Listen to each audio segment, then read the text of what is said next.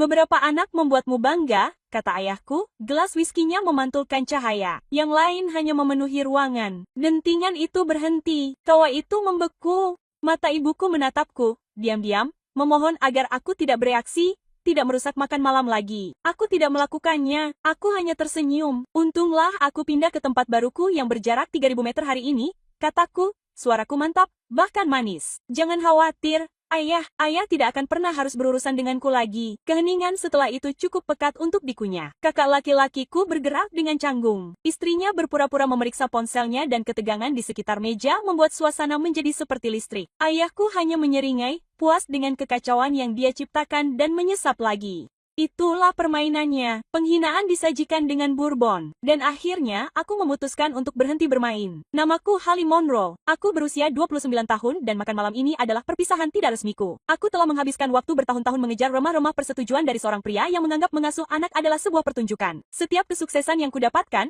gelarku, pekerjaanku, kemandirianku, dia anggap sebagai keberuntungan. Dan setiap kesalahan, bukti bahwa aku mengecewakan. Namun malam itu, kata-katanya tidak menyakitkan. Kata-katanya menegaskan apa yang sudah ku ketahui. Aku tidak pantas berada di rumah itu lagi. Yang tidak dia ketahui adalah bahwa sebelum duduk di meja itu, aku sudah mengemas hidupku ke dalam 2 koper dan menelepon seseorang yang akan menjungkir balikan dunianya yang sempurna. Panggilan itu bukan untuk seorang teman atau truk pindahan, melainkan untuk seorang pengacara, seorang wanita pendiam dan cerdas bernama Elaine Foster, yang berspesialisasi dalam perselisihan keuangan keluarga. Aku menemukan sesuatu sebulan lalu yang membuatku terjaga setiap malam sejak saat itu. Dana perwalianku, yang ibu sumpah akan dicairkan saat aku berusia 28 tahun, telah dikosongkan, bukan oleh bank, bukan karena kebetulan, tetapi olehnya.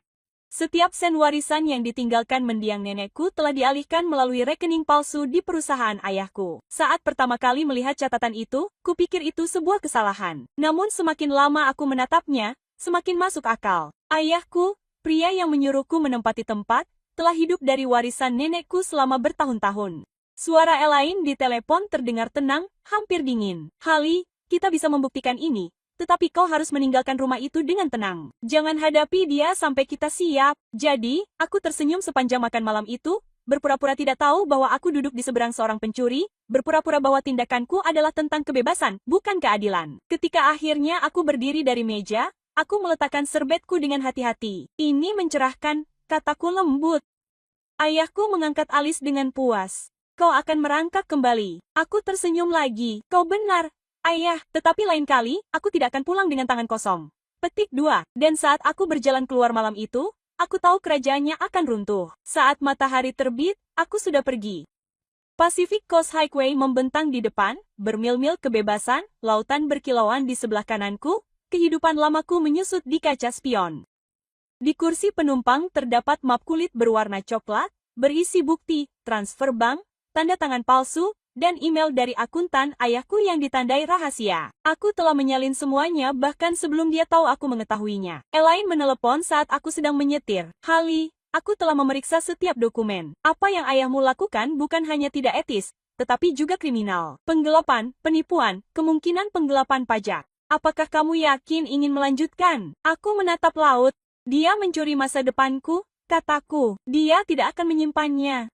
Saat aku tiba di Los Angeles, Elaine telah mengajukan mosi untuk audit keuangan Goldcrest Holdings, perusahaan ayahku. Tsunami hukum sedang bergerak. Malam itu, duduk di apartemen baruku, sebuah studio kecil dengan cat retak dan pemandangan kota, aku merasakan sesuatu yang sudah lama tidak kurasakan. Kedamaian. Namun kedamaian tidak datang tanpa hantu. Pada pukul 11.43 malam, ponselku berdering. Nomor tidak dikenal. Kau pikir kau pintar? Holly, Anda telah membuat kesalahan yang lebih besar dari yang dapat Anda bayangkan. Jangan kembali, tidak ada tanda tangan, hanya irama kemarahan yang familiar dalam kata-kata, suaranya bergema melalui teks. Saya mematikan ponsel saya, mengunci pintu, dan berbisik ke ruangan kosong, Anda tidak dapat mengancam seseorang yang sudah bebas. 3 hari kemudian, berita itu tersiar. Goldcrest Holdings sedang diselidiki federal. CEO diduga menyalahgunakan kepercayaan keluarga. Itu ada di mana-mana, blog keuangan, surat kabar lokal, bahkan berita malam selama 2 menit. Foto yang mereka gunakan berasal dari acara gala tahun lalu. Ayah saya tersenyum di samping seorang wali kota, tangannya mencengkeram segelas sampahnya. Saya belum pernah melihat senyum itu tampak begitu hampa. Elaine menelepon lagi, nadanya tegas tetapi senang. Auditor membekukan akun pribadinya pagi ini. SEC menginginkan kerja sama penuh. Hali, Anda baru saja menggulingkannya. Saya sudah duduk di sana tanpa berkata-kata. Ya, Anda melakukan segalanya dengan benar. Untuk beberapa saat, saya tidak dapat berbicara. Saya telah membayangkan keadilan begitu lama. Tetapi saya tidak menyangka akan terasa seperti ini. Tenang, berat, penting. Menjelang malam, ibuku menelepon. Suaranya bergetar. Hali, apa yang telah kau lakukan? Rumah. Ayahmu marah besar. Ada wartawan di luar. Aku menelan ludah. Aku tidak melakukan kesalahan apapun, Bu. Aku hanya mengatakan yang sebenarnya. Iya. Lelah, hancur. Ibu seharusnya memperingatkanku, memperingatkanmu. Bisikku, ia juga telah berbohong padamu. Hening. Lalu dengan lembut, ia berkata, ia bilang kau akan menyesali ini. Aku memandang keluar jendela ke arah lampu kota yang berkilauan dan mengembuskan napas perlahan. Ia benar, gumamku. Tetapi bukan karena alasan yang ia kira, karena yang tidak ia ketahui adalah bahwa Elaine baru saja menemukan akun lain. Akun yang dapat menyelesaikan segalanya. Akun kedua tersembunyi lebih dalam. Sebuah perusahaan cangkang di Kepulauan Cayman dengan nama konsultan palsu, RM Golding. Suara Elaine terdengar melalui speakerphone, tajam karena tidak percaya. Hali, ini bukan sekadar pencurian. Ia telah mencuci dana perusahaan selama hampir 8 tahun. Perutku ngulas. 8 tahun? Ya. Yang berarti dia sudah mencuri jauh sebelum nenekmu meninggal. Ini bukan tentangmu lagi. Ini tentang semua orang yang telah dia tipu. Para investornya, dewan direksinya, pemerintah. Aku menatap map di mejaku, melihat tanda tangannya yang digandakan berulang kali. Pria yang mengatakan aku mengambil alih ruang telah membangun kerajaannya di atas kebohongan. Nada bicara Elaine melunak. Hali, pihak berwenang akan menginginkan pernyataan langsung darimu. Kau akan dilindungi, tetapi namamu akan terungkap pada akhirnya. Aku ragu-ragu, lalu membiarkannya. Karena aku menghabiskan seluruh hidupku dengan diam di rumah itu, melihatnya mempermalukan, mengendalikan, dan meremehkan semua orang di sekitarnya, semuanya dengan kedok sebagai pengusaha yang disegani. Tidak lagi. Malam itu, aku duduk di meja dapur mengetik pernyataanku. Setiap kata terasa seperti pisau yang mengukir kebebasanku menjadi batu. Ketika aku mengirimkannya, tanganku gemetar. Bukan karena takut, karena merasa lega. Kemudian aku menuangkan segelas kecil anggur untuk diriku sendiri, mengangkatnya ke ruangan kosong, dan berbisik, ini untuk mengambil alih ruang. Dan di suatu tempat di seberang negeri, aku tahu kaca jendelanya malah pecah. Dampaknya datang lebih cepat dari yang diperkirakan siapapun. Dalam waktu 48 jam, perusahaan ayahku memasuki masa krisis. Dewan direksi menskorsnya sambil menunggu penyelidikan. Para pemegang saham menuntut penjelasan, dan agen federal mengeluarkan surat perintah penggeledahan di rumah keluarga kami. Aku tidak perlu melihatnya untuk membayangkannya. Lampu berkedip di jalan masuk marmer. Suaranya berteriak dari teras. Ibu menangis di tangga. Rumah itu selalu tampak penuh dengan listrik. Sekarang tampak seperti terbongkar. Elaine meneleponku dari DC. Itu resmi. Mereka telah mengajukan tuntutan. Penipuan kawat, penggelapan, pemalsuan dokumen. Dia akan didakwa hari Senin.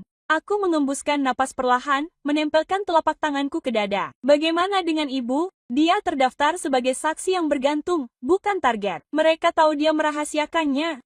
Malam itu, aku duduk di balkonku sambil memandangi cakrawala Los Angeles. Aku hampir bisa mendengar gema suaranya, kau tidak akan pernah berhasil tanpaku. Namun kota di bawah sana membisikkan sesuatu yang lebih keras. Perhatikan aku. Ponselku berdering lagi. Kali ini, pesan dari saudaraku. Kau benar-benar menghancurkannya, Hali. Dia berbicara tentang menjatuhkanmu. Aku mengetik kembali hanya satu kata. Bagus, karena aku lebih baik tidak diakui daripada dimiliki. Ketika akhirnya aku masuk ke dalam, aku melihat sesuatu yang kecil di meja. Sebuah amplop yang belum dibuka dengan namaku di atasnya. Elaine punya dokumen baru semalam. Aku merobeknya dan membeku.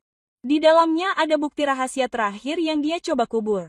Dokumen di dalamnya bukan dokumen keuangan. Itu dokumen pribadi. Catatan adopsi yang disegel. Catatan adopsiku. Catatan Elaine dijepit di bagian depan. Dia mengubah akta kelahiranmu saat kau berusia 6 tahun. Kau bukan Monroe secara biologis, tetapi nenekmu tetap menunjukmu sebagai pewaris jiwa dalam surat wasiat aslinya. Untuk sesaat, ruangan itu miring. Aku duduk, halaman-halamannya gemetar di tanganku. Jadi itulah sebabnya dia mencuri warisan itu, bukan hanya keserakahan, ketakutan. Jika ada yang tahu aku bukan darah dagingnya, uang, nama perusahaan, warisan, semuanya secara hukum akan melewatinya. Pria yang selama ini selalu mengatakan bahwa aku tidak pantas berada di sini, benar-benar mencoba menghapus bukti bahwa aku pernah pantas berada di sini. Aku langsung menelepon Elaine, jadi, dia mengadopsiku untuk mengendalikan surat wasiat, kataku. Ya, dia membenarkan, dan sekarang setelah kita membuktikan penipuan, semua yang diwariskan nenekmu menjadi milikmu lagi. Dia tidak bisa menyentuh sepeser pun. Untuk pertama kalinya dalam beberapa bulan, aku tertawa, bukan karena gembira, tetapi karena tidak percaya. Dia menyebutku tidak berguna, bisikku, dan selama ini, dia membutuhkanku untuk menjaga kerajaannya tetap hidup. Elaine mengembuskan napas pelan. Holly, apa yang ingin kau lakukan sekarang? Aku menatap cakrawala Los Angeles lagi, lampu-lampu kota berkelap-kelip seperti lilin tertiup angin. Tepat seperti yang paling dia takutkan, kataku. Aku akan pulang. Dan kali ini dialah yang akan menjawab pertanyaan. Pada hari aku terbang pulang, berita itu ada di mana-mana. CEO Goldcrest ditangkap dalam skema penipuan senilai 12 juta dolar. Wartawan berbaris di jalan masuk saat agen mengawal ayahku keluar dengan tangan di borgol. Pria yang dulu mencibirku karena aku mengambil tempat, kini tak bisa menatap mata kamera.